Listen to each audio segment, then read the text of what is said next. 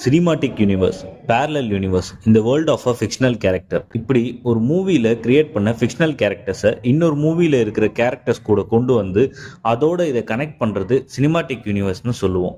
எதர் ஸ்டோரியோட ஒரு கனெக்ட் இல்லை கேரக்டர்ஸோட ஒரு connect.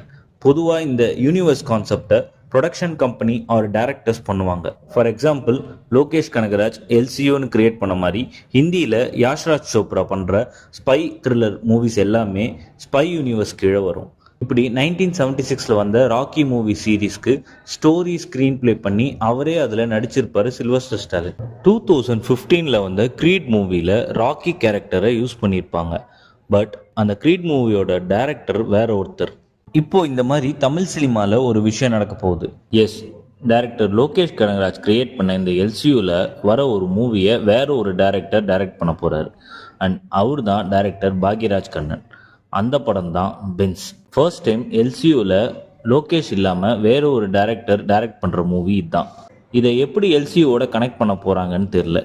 Let's wait and watch. இந்த மாதிரி இன்ட்ரெஸ்டிங்கான மூவி ஃபேக்ட்ஸ் பற்றி தெரிஞ்சுக்கிறதுக்கு ஃபிலிம் பஃப் சேனலை ஃபாலோ பண்ணுங்கள். தேங்க்யூ.